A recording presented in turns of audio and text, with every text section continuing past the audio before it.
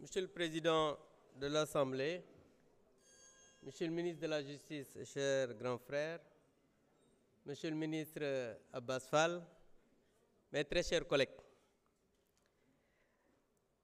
Très chers collègues Amadou Ba, je ne voterai pas votre projet de loi, votre proposition de loi. Un grand penseur disait que les grands esprits discutent des idées, les esprits moyens des événements et les tout petits esprits des gens et des détails. C'est pourquoi je ne répondrai pas aux tout petits esprits, parce qu'ils vont me faire perdre mon temps. Très chers collègues, en réalité, cette loi n'est pas une loi interprétative, mais une loi qui modifie la loi portant amnistie.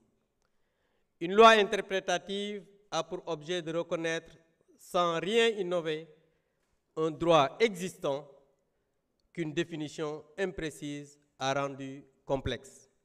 En résumé, la loi interprétative précise juste l'intention du législateur sans remettre en cause les dispositions de la loi initiale. Et cette loi interprétative change fondamentalement la loi portant amnistie.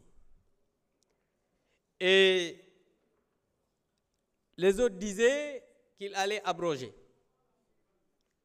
Certains disaient non, il fallait enlever totalement la loi. Et ils viennent dire aux Sénégalais que si on abroge la loi, ça ne va pas être rétroactif. Mais on peut écrire noir sur blanc dans une loi que cette loi va être rétroactive.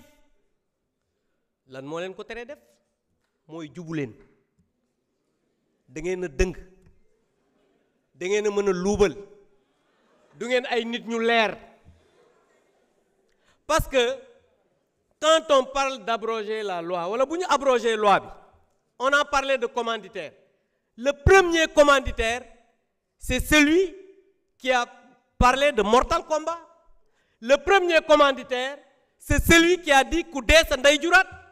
Le premier commanditaire c'est celui qui a appelé aux jeunes à l'insurrection. Et dans votre gouvernement, celui qui va répondre le premier. Monsieur le Président, wax ci bokk. Arrêtez l'affaire du président. Arrêtez l'affaire.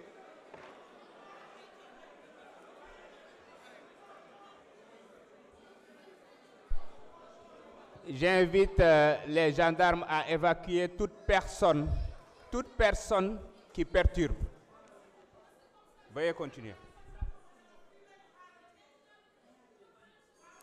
Mané, le premier commanditaire, c'est le Premier ministre Ousmane Sonko. Dans votre gouvernement, c'est le ministre microfinance Bob. Moom bu yewoo mu tàmbali bu ngeen wootee tey bu subaa mu wuy ji. Tout à l'heure, l'ancien procureur a dit que voilà, les premiers visés, c'est le ministre de l'Intérieur et le ministre des Forces armées. Fàtte na ne l'actuel ministre de l'Intérieur moo nekkoon haut commandant de la gendarmerie. L'actuel ministre des Forces armées moo nekkoon CEMGA. Yéen xam naa ne seen gouvernement bi kenn du fa des. Gis ngeen naxe baaxul. Gis nga da ngeen a digoon Sénégalais yi ne da ngeen di dindi loi bi ñëpp wuy ji. Yéen seen premier ministre moo taxaw fii yàggul déclaration de politique générale ne nañu abroger man mii ak ñëpp ñu dem wuy ji. Tey ngeen ñëw ngeen ne da ngeen di interpréter xam nga ni jubu leen.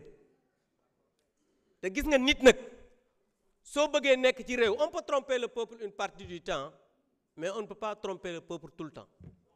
Et tout à l'heure yàgg ngeen wax ay France dégage nangam léegi nag un petit français mooy seen référence ngeen bàyyi avocat sénégalais yi jël avocat boo xam ne du référence mooy seen référence te français la.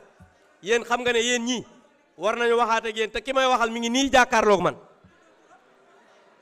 Donc je pense que vous avez tout le temps trompé les Sénégalais, mais vous savez que les Sénégalais ne vous suivront pas parce que da ngeen a dëng jubu leen. Je vous remercie. Jërëjëf honorable Abdou Mbow. Honorable Oulimata Sidibé, vous avez la parole.